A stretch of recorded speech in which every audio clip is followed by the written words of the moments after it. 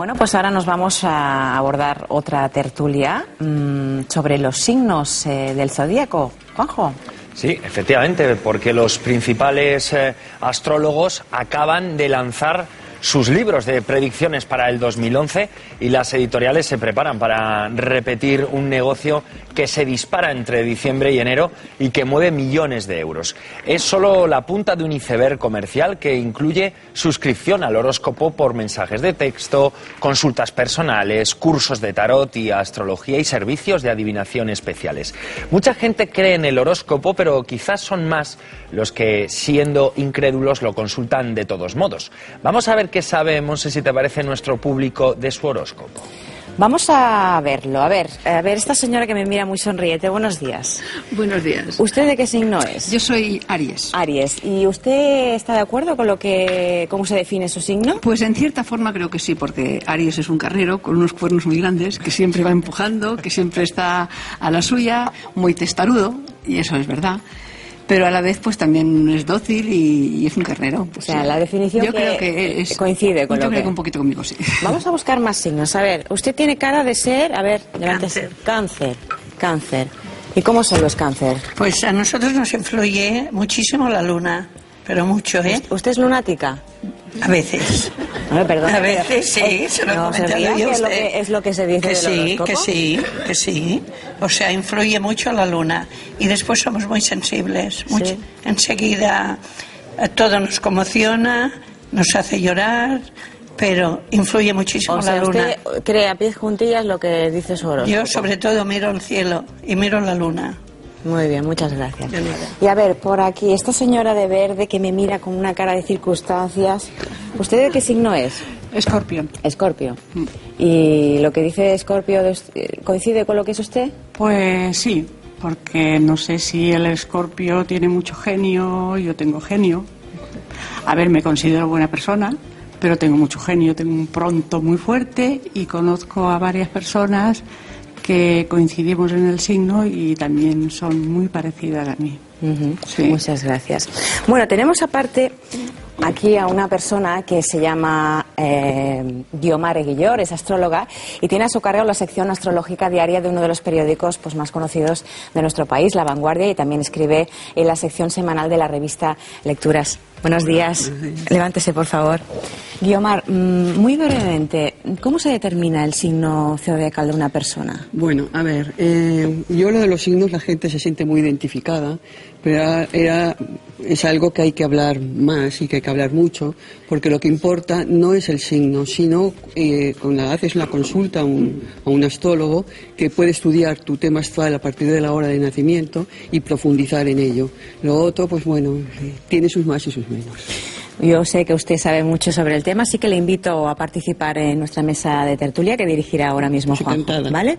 Juanjo, te la mando para allá enseguidita. Vale, gracias, Monse. Mientras se incorpora, vamos a explicar a nuestros amigos que la astrología, bueno, pues tiene una triple vertiente, una científica, otra adivinatoria y, por último, la supersticiosa. Hoy aquí queremos hablar de la vertiente adivinatoria de la astrología. Veamos antes un breve vídeo para situarnos en el tema.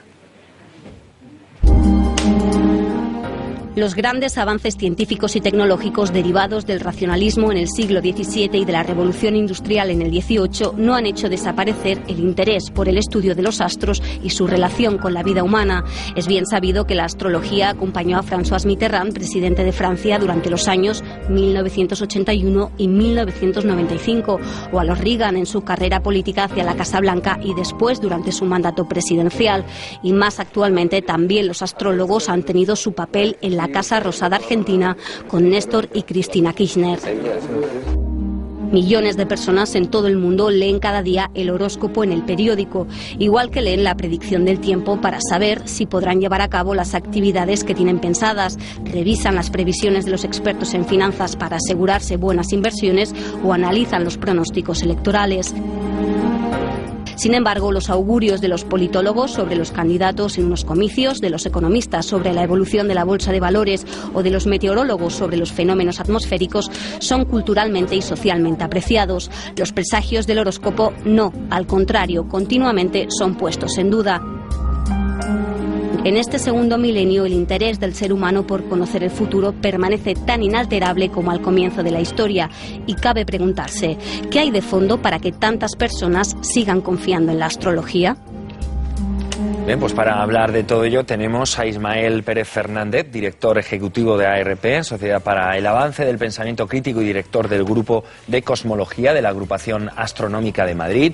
Nos acompaña también Aurelio Pérez Jiménez, catedrático de Filología Griega en la Universidad de Málaga y estudioso de la historia de la astrología. Y por último, incorporada ya a la mesa, Yomar Eguillor, licenciada en Filosofía y Letras, es autora de libros como Orígenes del simbolismo astrológico, Los 12 signos astrológicos, entre otros. Muchísimas gracias por acompañarnos. Buenos días a los tres. Buenos días. En primer lugar, me gustaría recoger opiniones de cada uno de ustedes. ¿Cómo definirían la astrología hoy por hoy? Bueno, yo la definiría como la astrología grecorromana corregida y aumentada. De hecho, la astrología surge en Babilonia, es asumida por los griegos mediante la identificación de los dioses babilonios con los dioses griegos, y por consiguiente en el mundo babilonio esos dioses eran los tutelares de los planetas, y los griegos, en cuanto identificaron a esos dioses babilonios en época siglo IV, hablamos antes de Cristo, lo identificaron con los dioses griegos, inmediatamente empezó a entrar en la astrología un gran caudal de elementos especulativos, de mitología, toda la mitología griega prácticamente relativa a esos dioses, planetas, se identificó con las cualidades de los planetas. También entró en ese momento la adecuación de determinadas doctrinas físicas, como la de los 4 elementos y las cualidades de los elementos, que comienza con Empédocles, pero que perfecciona Aristóteles, y de ahí van surgiendo elementos propios atribuidos a los planetas por un lado y atribuidos a los signos del zodiaco por otro. A lo largo del siglo IV, III, II y ya época romana se van configurando los elementos esenciales del sistema astrológico. Las doctrinas de las casas, las doctrinas de los aspectos, la doctrina de los decanos, la influencia que tienen los signos del zodiaco en relación con los planetas a los que se atribuyen. Es un sistema muy complicado, se va complicando cada vez más, y en el mundo antiguo es fundamental para esta asunción de la astrología, de la posibilidad de que los astros influyan en el hombre, el concepto geocéntrico que hay del cosmos en ese momento, ¿no? Todos los planetas giran alrededor de la Tierra y por tanto van aportando su influencia. Es el principio básico que la astrología convierte, o los astrólogos convierten en filosofía, tomándola de los estoicos, y de ese modo queda configurado un sistema muy aleatorio en parte y con grandes elementos filosóficos, religiosos y míticos. Ismael, ¿cómo definiría usted la astrología hoy por hoy? Bueno, después de la breve introducción histórica que ha hecho, que la verdad es que ha estado, para contarlo en tan poco tiempo, está muy bien. Hoy por hoy, desde un punto de vista científico, la astrología sería una pseudociencia de libro. O sea, cumple todos los requisitos. De hecho, como bien ha explicado Aurelio, de donde nace es de la transposición de las creencias de unos dioses griegos, se transporte eso a unos planetas, por ejemplo, ¿no? Entonces, es decir, desde un punto de vista científico no tiene mucho sentido, porque, por ejemplo, Júpiter, que está normalmente a una distancia de unos 700 millones de kilómetros nuestra, es básicamente una bola enorme donde cabrían 1000 planetas como la Tierra, de hidrógeno y helio principalmente. Entonces, que una bola de hidrógeno y helio pueda ser el astro de la prosperidad o la felicidad o cosas por el estilo, evidentemente científicamente no tiene sentido, no solo por la explicación, sino porque luego además, es decir, de la ciencia se hacen estudios, porque en fin, se puede estar siempre equivocado, y todos los estudios que se han hecho estadísticos han demostrado que evidentemente las predicciones no son predicciones realmente, es algo, cosas muy generales, y no pasa lo que es la criba del método científico. Vale. Yomar, a ver si podemos definir la astrología hoy por hoy. Bueno, lo de método científico es muy complejo y habría que discutirlo en otro programa con mucha calma, ¿eh? Pero pasemos de ello. Entonces, lo que definamos la astrología, es verdad lo que dice Aurelio, que toda la astrología griega empieza a asimilarlo a dioses, etcétera. O sea, cada época la astrología tiene una antigüedad, o sea, el origen es mesopotámico, sumerio, o sea, que nace al final del tercer milenio antes de Cristo. Por tanto, tiene una historia de 5.000 años. En esa historia, pues cada época interpreta la astrología con lo que tiene en el momento. O sea, cuando es la mitología, cuando son corrientes psicológicas como en el 19, principios del 2020, ahora se empieza con la física cuántica y se interpreta de esta forma. Pero hay una cuestión que también entonces respondería a él, a Ismael, que es la diferencia, que de ahí vienen los grandes, que es una cosa que tenemos que discutir mucho, no hay tiempo, que las grandes, la astrología babilónica, los astros no influyen. Son los griegos los que dicen que los astros influyen. La astrología babilónica toma ven los ciclos que hay en la naturaleza, etcétera, y toman como señal para decir en principio como el día, ¿no? Que las horas no marcan el tiempo, no son el tiempo, las horas marcan el tiempo. Entonces toman como señales los ciclos de los astros. Es decir, que toman que la realidad es una, que todo está interaccionado, actualmente se ve en todo, ¿no? O sea, que los organismos vivos están interaccionados, que el ecosistema, que todo, y entonces toman como punto de referencia para analizar esos ciclos que son físicos, que son psíquicos, que son emocionales, toman como de referencia la posición de los astros. O sea, no es que los astros influyen, sino que los astros son los signos que nos dicen qué situación hay, que nos servimos como cómputo para ello. Pero, déjame terminar un momento, la astrología, en realidad, hay que tener en cuenta siempre que son símbolos. O sea, los símbolos se pueden interpretar como tú quieras, pero si es el Sol, es un círculo con un punto, Venus es un círculo sobre una cruz, entonces es un sistema simbólico, es una estructura simbólica. Entonces, esa estructura simbólica de símbolos tienes que interpretarlos. Lo primero tienes que interpretarlos con un lenguaje, y cada época coge su lenguaje. Pero es una estructura, con las leyes de una estructura, o sea, hay que tener en cuenta que el sistema astrológico es un sistema estructural y un sistema simbólico. Y esto es lo principal. Bueno, pero es verdad, señor Pérez, que hay ciertos momentos de la historia u obras de arte que no se entenderían sin la astrología. Pues hay mucho que no se entiende sin la astrología, no solo obras de arte, sino literatura, incluso el diseño de determinadas ciudades. En la época romana la astrología fue quizá una ciencia de corte.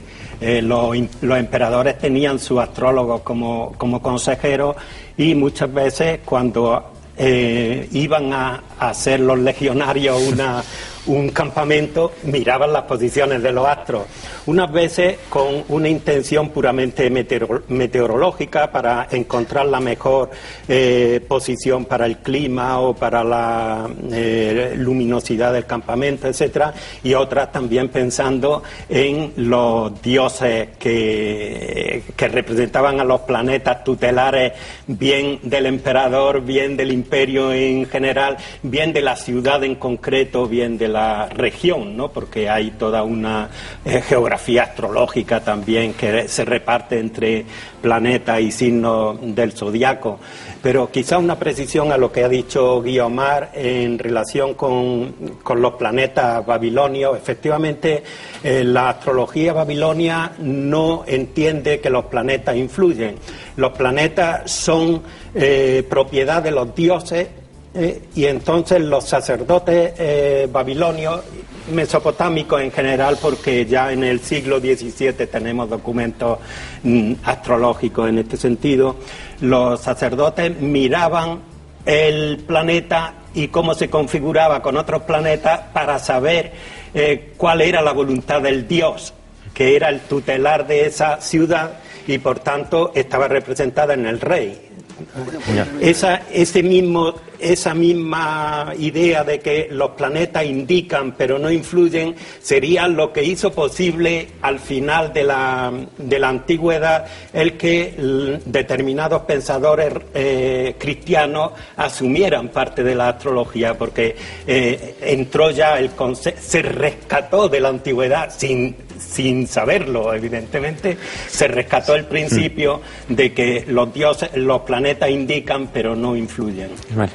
Evidentemente, como he dicho, la astrología es un sistema simbólico. El problema es que es un sistema simbólico que está despegado de lo que es la realidad del firmamento. O sea, no tiene nada que ver. Es decir, salvo los nombres de los planetas o las constelaciones. Bueno, si te pones a mirar las constelaciones, que normalmente te dicen que el signo es cuando el Sol está en no sé dónde, bueno, si tú miras, resulta que hay más constelaciones en el zodiaco de las que dicen. O sea, son como mínimo 13 o 12. Entonces, eso ya te desequilibra un poco. Y evidentemente es un sistema simbólico, y la pregunta que habría que hacerse es ¿y por qué esos símbolos y no otros? Es decir, ¿qué criterio tienes para decir ese símbolo sí o este símbolo no? ¿Por qué elegimos esos? ¿Qué criterio tienes?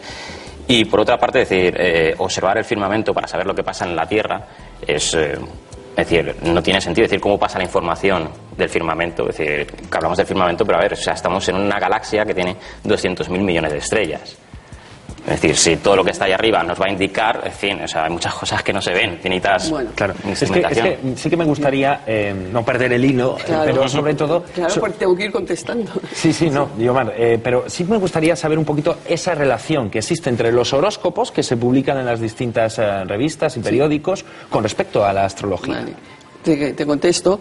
En cuanto a lo que él dice de que los signos no corresponden, o sea, se toma como punto de referencia el ecuador terrestre continuado con el ecuador celeste, corta en 4 puntos a la eclíptica. 2 son equinoccios y los 2 solsticios. Entonces los signos, que decimos los astrólogos, empiezan en el punto del equinoccio de marzo. Ese equinoccio es para toda la Tierra, válido. Equinoccio de marzo, que es que después de haber descendido el Sol de la eclíptica, asciende. Y entonces a ese punto se le da un simbolismo, te estoy contestando lo de los signos, un simbolismo de nacimiento, de resurgir, de inicio. Estas son lo que se le llaman las características que se le dan a Aries. Lo que pasa es que en la astrología griega hubo un fallo con Ptolomeo, que coincidía el 0 de Aries con el equinoccio, en la precesión. Entonces hizo ese error. Pero los astrólogos somos muy conscientes de que hay detrás otra constelación. Estamos hablando de lo que significa el sistema solar, no cualquier astro, no. El sistema solar, que la Tierra pertenece al sistema solar y nosotros somos un ser viviente de la Tierra y participamos de la naturaleza del sistema solar porque pertenecemos a la Tierra. Y entonces no es cualquier astro, no, es el sistema solar. Y ese punto es el de inicio y tal, que le podíamos poner otro nombre, podíamos decir en cada año el número 1, el número 2, el número 3, pero las características del número 1, que en este caso decimos Aries, son de nacimiento, de inicio de algo. Y luego, en cuanto a los dioses, ya te he comentado que cada época lo hace según la ideología del momento. Pues entonces, cuando hay dioses, cuando hay psicología... Ismael. A ver, en cuanto a lo del sistema solar, evidentemente nosotros vivimos en la Tierra, hemos aparecido aquí por un proceso de evolución por selección natural, como explicó muy bien Darwin, pero es decir, pensar que solo te puede influir físicamente, es decir, científicamente demostrado, es decir, no voy a entrar en otro tipo de influencias místicas o lo que sea, que no hay pruebas de ello, es decir, una supernova que esté a años luz puede explotar e influir en lo que pasa en la Tierra, puede producir mutaciones en el ADN y vete a saber qué pasa. Por lo tanto, es decir, ¿qué criterio hay para decir que solo lo del sistema solar? ¿Por qué solo lo del sistema solar? No, influye, es que no hablamos de influencia, es que estás con un razonamiento que no corresponde. No hablamos de influencia, no hay influencia. No hay influencia, pero tú dices que observando el cielo podemos saber lo que pasa en la Tierra. Si observas el reloj puedes saber qué hora es, evidentemente, pero eso no significa que el reloj sea el tiempo. Claro, pero tú me estás diciendo, si yo observo que Júpiter está en no sé qué posición, puedo deducir que en la Tierra va a pasar tal cosa. No, tú puedes deducir. Tú miras lo que pasa en la Tierra y tienes como punto de referencia para otra vez guiarte como referencia la estructura del sistema solar. Aurelio. Bueno, ha salido aquí el nombre de Ptolomeo. Ptolomeo fue muy sabio porque era un gran científico, ¿no? Fue un geógrafo, un astrónomo, un matemático. La astronomía y la matemática iban juntas entonces, ¿no? Y Ptolomeo, cuando terminó su gran obra de astronomía, que es Gemegiste, el Almagesto que tradujeron los árabes, con ese nombre, decidió escribir el Tetrabiblos, que es un tratado de astrología. Ptolomeo quizás fue el gran responsable de la importancia que tuvo la astrología en el mundo antiguo y de que todavía hoy estemos hablando de astrología. Porque como gran rétor, porque era un greco-romano y por tanto gran conocedor de la retórica y de los elementos propios de la retórica para convencer, Ptolomeo demostró. Primero, había demostrado en la astronomía algo falso, que todos los...